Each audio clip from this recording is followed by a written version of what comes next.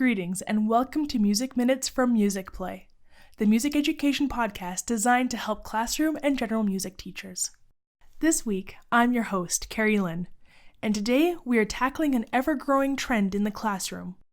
With more and more diversifying cultures in the classroom, planning out activities for class during late November and early December that respects our differences may seem like a daunting task. We are looking at some community advice that best works for public school teachers and how they can best optimize their classes and students for the season.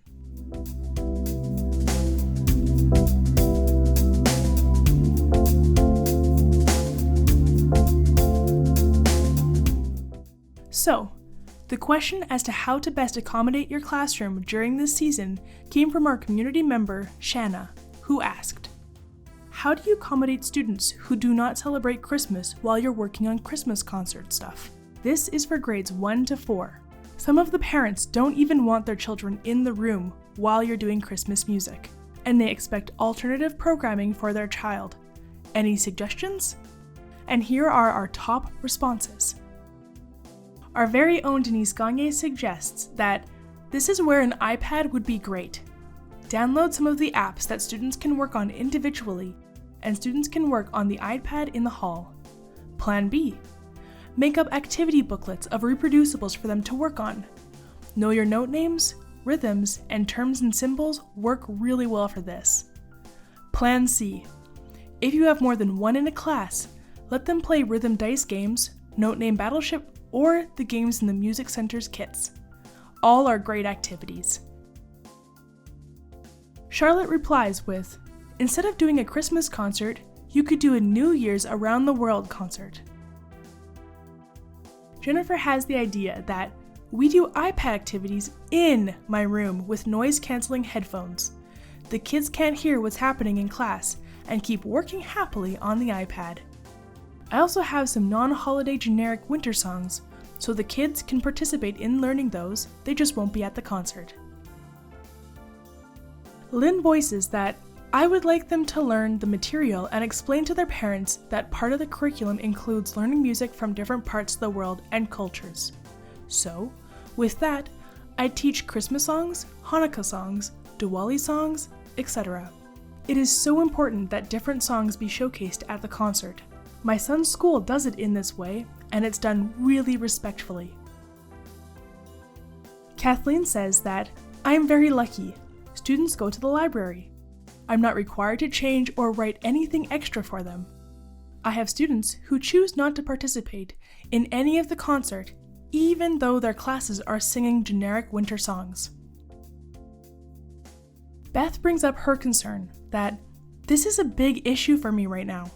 On the one hand, I'm being told that I should just teach what I teach and provide other activities for those students, meaning more work for me. On the other hand, I'm being told that doing this would mean excluding those kids from music, and that's not fair. I don't know what is fair, but none of this is fair to me as the music teacher of 450 students.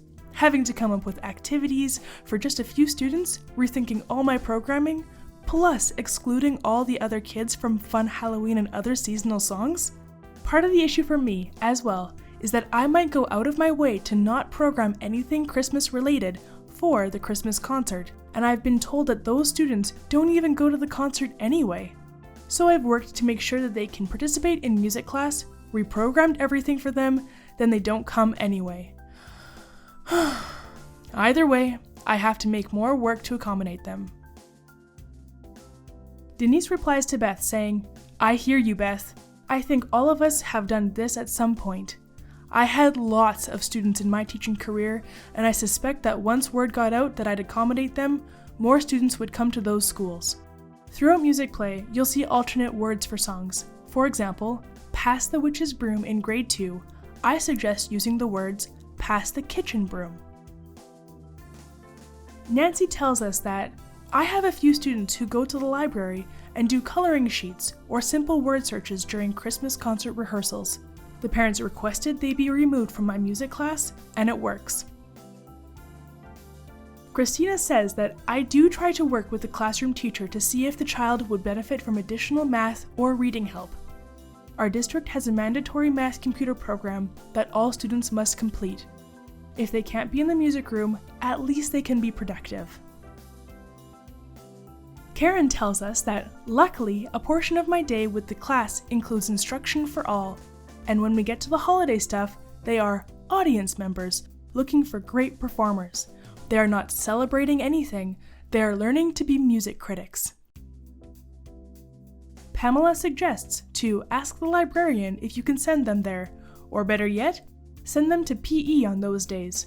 I've had students sent to music because they were unable to be out in the dusty windstorm days.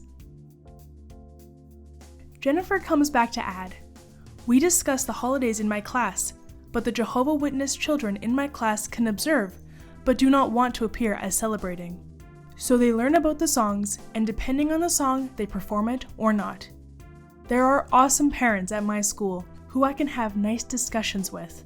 I've never had a problem, and when it's an overt celebratory song, I just have the child go to the iPad. It's very, very simple.